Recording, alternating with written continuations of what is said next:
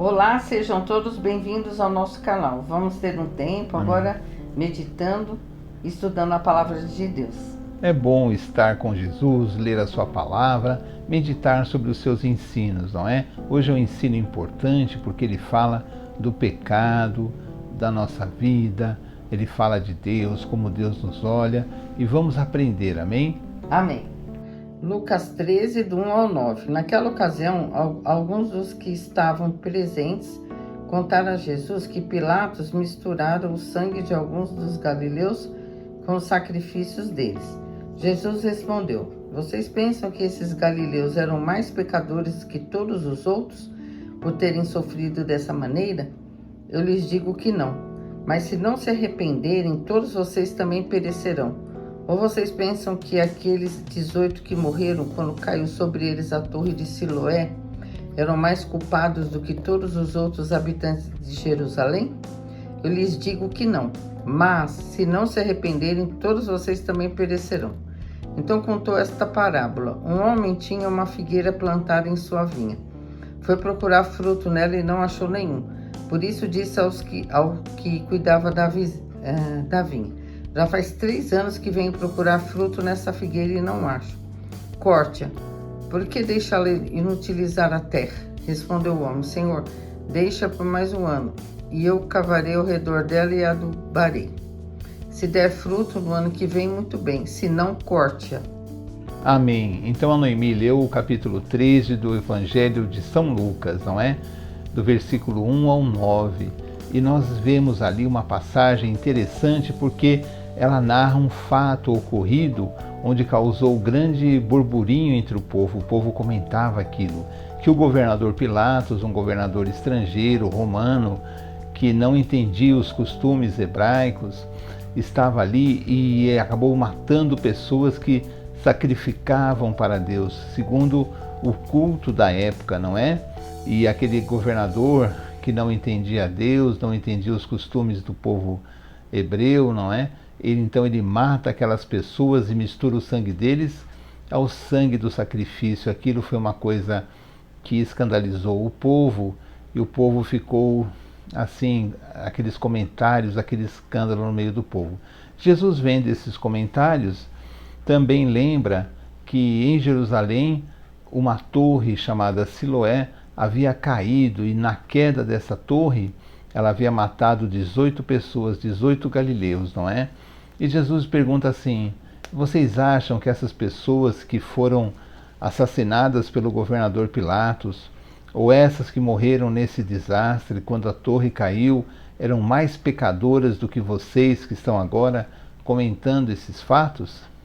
Aí Jesus diz assim: não, eu digo que não, porque se vocês também não se arrependerem dos seus pecados, morrerão em seus pecados. Então vocês percebem aí que provavelmente havia uma cultura que quando acontecesse alguma desgraça na vida de alguém, como aquelas pessoas que estavam oferecendo sacrifício a Deus, ou aquelas pessoas que estavam no lugar onde a torre caiu e foram mortas, provavelmente havia a ideia de quem sofresse essas coisas estava pagando por pecados ocultos, e que ali se tratava da ira de Deus, não é? Poderia existir, mas Jesus diz que não, que essas coisas não indicavam que eles eram mais pecadores do que aqueles que não haviam sofrido nada. Mas então, o que isso quer dizer? Isso quer dizer que, para nós, que somos humanos, estamos aqui na Terra, os desastres, as violências, muitas vezes violências praticadas até por pessoas que detêm o poder político, o poder de repressão, nós também podemos ser vítimas do poder financeiro, o poder da intolerância, o poder do preconceito e tantas coisas que podem nos prejudicar porque estamos na Terra. Podemos estar dentro de um avião, sofrer um desastre, podemos dentro de um carro, todos estamos sujeitos a isso. Não quer dizer que estejamos vivendo em pecado. Isso são contingências da vida aqui na Terra. Não devemos ter esse tipo de pensamento, porque se alguém está com uma doença grave, porque tem um pecado grave, não, isso é uma contingência da Terra, não é? É uma coisa que todo ser humano está sujeito a ficar doente, a sofrer um acidente. Mas Jesus cita o pecado, que não deveríamos morrer em nossos pecados. Por quê? Porque estamos na terra, estamos vivos, mas vai chegar a hora em que vamos partir deste mundo. Como diz a Bíblia, o corpo voltará para a terra, e o espírito irá para Deus, quem o deu. Então, nosso espírito comparecerá na presença de Deus e prestaremos contas dos nossos atos. Por isso, devíamos ter essa consciência de que Jesus nos alerta: não podemos morrer com os nossos pecados. Temos que viver uma vida consciente de que o pecado é um veneno que nos afasta de Deus, que mata a nossa vida espiritual. O pecado, aquele pecado cometido de forma consciente, que não queremos largar, que demos às vezes desculpas dizendo que não é tão grave assim, que muitas vezes procuramos esconder. Mas o que podemos esconder de Deus, que é o nosso juiz? Não podemos esconder nada de Deus, não é? Dos seres humanos podemos enganar, manipular, mas de Deus ninguém engana a Deus. E não podemos conviver nem viver em pecado, porque se vivemos em pecado de forma consciente e não largamos o nosso pecado, o que acontece? Quando acontece conosco a nossa morte e partimos daqui, levaremos os nossos pecados conosco. Por quê? Porque Jesus morreu na cruz, mas não confiamos em seu sacrifício. Confiamos naquilo que é errado, em trevas. Não aceitamos a morte de Jesus e, portanto, para Jesus, a morte dele para nós, como se não tivesse acontecido, porque nós não queremos largar o pecado. Nós queremos conviver com o pecado. Nós não temos a consciência de que o pecado é um veneno em nossa vida que nos atrapalha no nosso relacionamento com Deus. Nos atrapalha muito. O pecado é um veneno espiritual. Por isso, não é que não pecamos, nós pecamos, mas quando percebemos que estamos num comportamento de rebeldia contra a lei de Deus, de perversidade, mentimos, enganamos as pessoas, abusamos daqueles que são mais fracos, concordamos com coisas erradas, porque são pessoas que fazem que nós achamos aquilo que não é tão errado, mas é claro que nós temos uma consciência de que sabemos discernir o certo do errado, não é? Pessoas que usam a religião para manipular as pessoas, jogar as pessoas, tirar aquele pouco que elas têm, numa ambição desenfreada.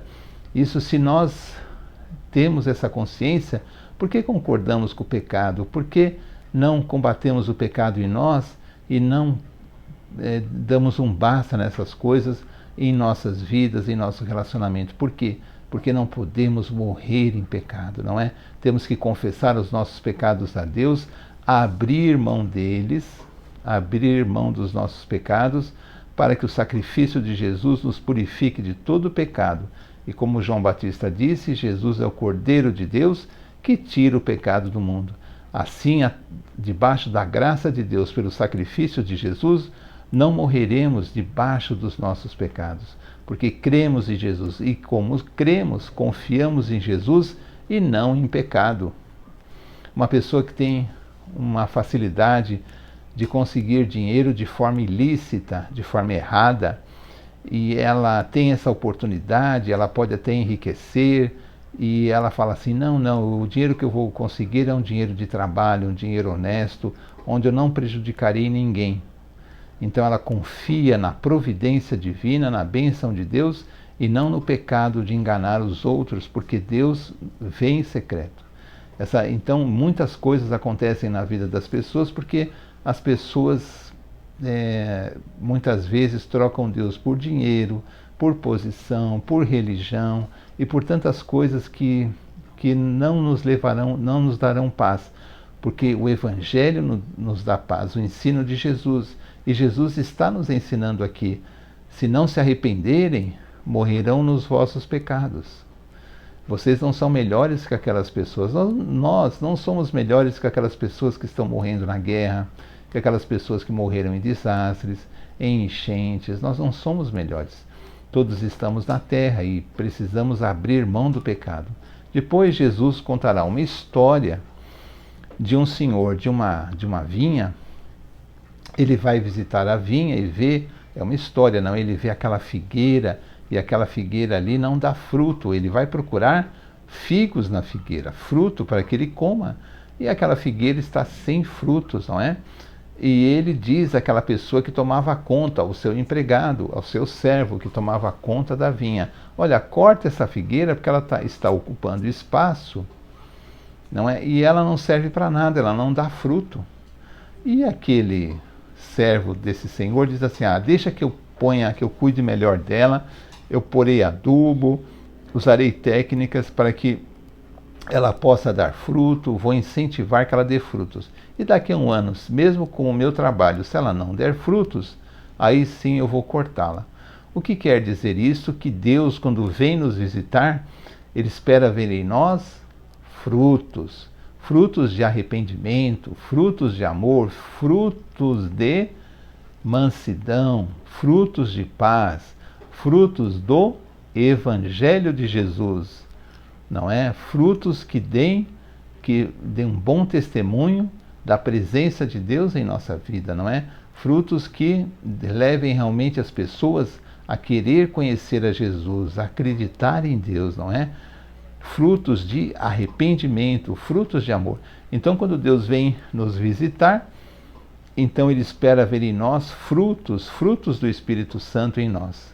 Se Ele não vê nada, provavelmente Deus providenciará que nós passemos por situações, por problemas, por ensinos que nos farão nos aprofundar mais no Evangelho para que demos frutos de arrependimento, frutos de amor, frutos de caridade, de paz. Se mesmo assim nós insistirmos em não dar frutos porque estamos numa posição rebelde contra Deus, aí sim Deus nos tirará da terra e morreremos em nossos pecados. Porque essa história é muito significativa, porque diz: o dono da terra irá visitar-nos, nós somos a figueira, ele irá nos visitar para que ele encontre em nós os frutos da pregação do Evangelho, porque só o Evangelho muda a pessoa. Apenas o Evangelho de Jesus muda a pessoa.